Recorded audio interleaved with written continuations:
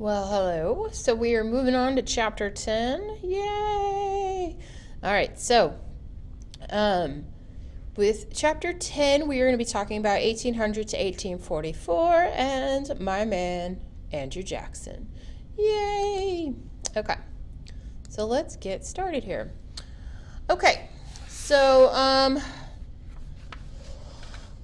during this time period, so 1810 to 1828, only Pennsylvania and Vermont allowed all of their male taxpayers to vote. Or the other word for it is franchise or franchisement. That basically means the ability or the right to vote. In all states, the wealthy dominated the politics.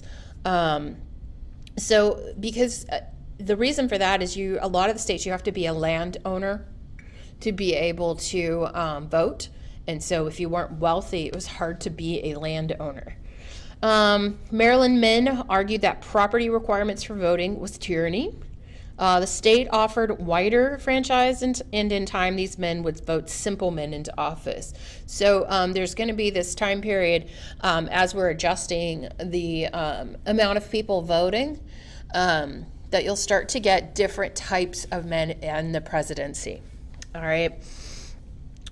No more of the finery that symbolized politics in England and early America. So no more Jeffersons, no more Washingtons. There's going to be more men that have common upbringings. New states are going to allow more men to vote. Indiana, Illinois, and Alabama all elected middle-class men to office. Politics attracted powerful entrepreneurs and speculators who wanted land grants.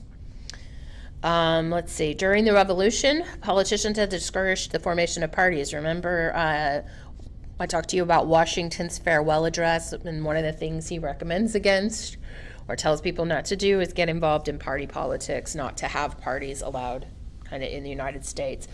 They believe them to be factions, and a faction is not a nice thing. A faction is something negative. A group of people that are kind of negatively affecting society. But parties do begin to emerge in the early 19th century. Political machines had specific interests they desired to turn into legislation. That interesting man right there, Martin Van Buren, that is from the National Portrait Gallery, he does become a president. He wants to create a system based on party identity and not family connections. And that's more of what we know today, party identity. So between 1817 and 1821, he creates the first statewide political machine in New York. So he's going to purchase a newspaper to promote his policies and get out the vote. Patronage, the ability to appoint friends to positions in the state, so judges, justices of the peace, sheriffs, commissioners, coroners, etc., is going to create a spoils system that Van Buren is going to argue would favor each party alternately. A party caucus would help discipline the voters of the party to the same ideology. So that kind of stuff is no longer legal. We have had some legislation put in place basically to keep that from happening. So just because you vote for somebody or you contribute money, you do not get a nice position with a good paycheck. You have to have in the government and all that public service exams and whatnot. Okay, so my man Andrew here. So the Republican Party. So the time period before 1824 is called the era of good feeling. There is no political parties. There's only one, because remember the Federalists died out during the War of 1812. So all you have are the Democratic Republicans or the Republican Party that Jefferson was kind of the beginnings of. And so when the election time comes in 1824, everybody's of the same political party. So you're going to have a lot of people with similar beliefs running for president. And your four main candidates are going to be John Quincy Adams, Andrew Jackson, Henry Clay, and William H. Crawford. And if you look at this vote here, you can see that Andrew Jackson has both he wins both the electoral and the popular vote. The problem is he does not win it with the majority. And the Constitution and the Electoral College, he has to win with a majority. And so we do not have a clear winner for the 1824 election. And when there is not a clear winner, it's going to go into the House of Representatives to get a final decision. So let's see, John Quincy Adams, he was Secretary of State, and again, he's John Adams' son. John C. Calhoun was Secretary of War. William H. Crawford, Secretary of the Treasury. So there's half the president's cabinet right there. We have Representative Henry Clay of Kentucky. And Henry Clay is going to start to have his hands in everything. And then Senator Andrew Jackson in Tennessee. And Andrew Jackson at this point is known for his war record. The War of 1812 with the Seminoles in Florida, etc. So let's see. Most of these men are going to appeal directly to the voters. They're going to kind of go around to different parts of the country, and they're going to find support in different parts of the country and among varying constituents. So Andrew Jackson marries into an influential Tennessee family. He was a lawyer and a slave owner, and he has a reputation as a plain, solid Republican. He does receive the most electoral votes. Okay, so we're going to talk about this soon, but the corrupt bargain is what this is going to be called. And so what happens is when this goes into the House of Representatives to be decided, Henry Clay, basically he's Speaker of the House. He's going to be voting for Kentucky because when it goes into the House of Representatives, each state gets one vote. Okay, so if you look, let's see.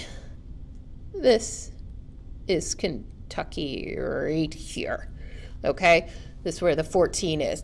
And that state had voted for Henry Clay, but when he kind of pulls out, and we're going through these top two candidates, John Quincy Adams and Andrew Jackson, he is going to give his vote to John Quincy Adams, and that will end up being the deciding vote that is going to allow John Quincy Adams to become the president.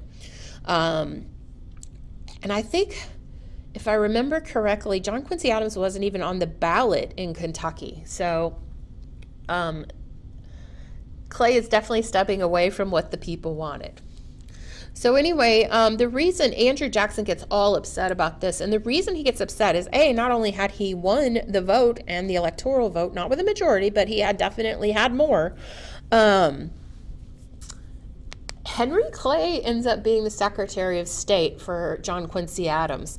And if you recall, the Secretary of State position is kind of like the stepping stone to the presidency at this time period. So most previous Secretary of States had become the president. So Andrew Jackson is going to be PO'd. And this is going to come to bite John Quincy Adams in the rear end in the election of 1828. So let's just keep that in mind as we talk a little bit about JQA. Okay, so John Quincy Adams was a super successful Secretary of State. He is the author of the Monroe Doctrine, which we'll talk about. He was a diplomat prior to becoming Secretary of State. He does a lot of great things as Secretary of State. Unfortunately, he's a terrible president. So he had endorsed Henry Clay's American system and its three key elements. So protective tariffs to stimulate manufacturing, federally subsidized roads and canals to facilitate commerce, and the National Bank to control credit and provide a uniform currency. So Northeasterners and Midwesterners are going to support him, but there's not a lot of support in the South. And I will tell you, part of that's going to have to do with Andrew Jackson. He is pissed. And he is going to start campaigning for 1828 pretty much right away. Let's see. Some politicians are going to oppose the ideas on constitutional grounds. Jeffersonian Republicans oppose the majority of Adams' policies. And the thing is, the National Bank's not in the Constitution. Roads and canals are not really in the Constitution. These are things that are what we consider under kind of the necessary and proper clause. Adams going to advocate high import tariffs on English cotton cloth so that New Englanders could dominate the market. Tariffs are going to appeal to Van Buren and others who want high tariffs on wool, hemp, and other raw materials so that New York, Ohio, and Kentucky farmers would support them in the 1828 election. So, so the high tariffs coming in on things, that's going to help the southern plantation owners be able to be more successful selling their goods. Okay, so the tariff of 1828 is going to raise duties on raw materials, textiles, iron goods, angered Southerners We're going to see these increase in prices of manufacturers despite their monopoly on cotton. So this tariff is going to cause increases in the cost of things that are being manufactured, which makes it harder for those Southerners to purchase those things because they are not manufacturing, and it's going to cause some problems. So a lot of people are going to blame Adams for these tariffs, even though people like Jackson and Van Buren actually support them. They're going to criticize his overly sympathetic policy towards Native Americans. And not to mention, John Quincy Adams is not a people person. He seems aloof, overly moral, paternalistic. And he doesn't run for re-election in 1828. He kind of stands for it. So he doesn't really do anything to get his name out there to make people feel good about him or anything like that. And you can see right here, the 1828 election throwdown showdown. Presidential election of 1828 was one of the meanest, dirtiest, mudslingiest elections in American history. You got John Quincy Adams, so 6th President of the United States, son of President John Adams, minister to the Netherlands, minister to Portugal, to Prussia, Federalist senator, Harvard professor, minister to Russia, and U.S. Secretary of State. And then you have versus Andrew Jackson, captured by the British at age 13 in the American Revolution. He was orphaned at 14. His family died in the American Revolution. He's a U.S. representative for Tennessee State, the state of Tennessee, U.S. Senator. He is a Supreme Court judge, Major General in the War of 1812, and a Major General in the First Seminole War. So we have Old Hickory, the war hero from the South. So yeah, it's a big, dirty, deep down dirty battle. So this is the free trade and protective tariff. So you can see on the left is the tariff, taxes. This is going to be your Southerner on the left who is not able to eat, et cetera, et cetera. And on the right, you've got the Union members in the North who are fat and happy. So basically saying that this tariff is highly affecting the Southerners more so than the Northerners in a negative way. Okay, so Van Buren is going to become Andrew Jackson's. Martin Van Buren is going to become Andrew Jackson's campaign manager. He wants to appeal to Northern farmers and artisans as well as the Southern slaveholders. Andrew Jackson is a slaveholder, so I mean that's going to give him a leg up. You have, let's see, organized. So the other thing Van Buren is good at is he organizes these massive publicity campaigns. He owns a newspaper. He knows other people. He calls public meetings, and they're going to call themselves Democrats or the Democracy. All right. So you've got the National Republicans, which is going to be JQA, and then the Democratic Republicans, which will kind of morph into the Democrats. Democrats are going to argue that they were fighting for equality for the people. It is going to give a mass national appeal, increased participation in at the polls with more than half of the eligible voters participating in the election. When you look at the numbers, you think, wow, 1.1 million people, that's not too many, but there was a lot of people at that time. The wealthy Americans feared Jackson's popularity and decreed the unruly crowd in the White House on Inauguration Day. So let me tell you about that in just a second. So this is the election map for 1828. 178 electoral votes to JQA's 83. He stomps him. He takes no prisoners. So I will tell you, sadly, Jackson loses his wife right before he gets sworn into the presidency. And he really, really loved his wife, and it kind of crushes him.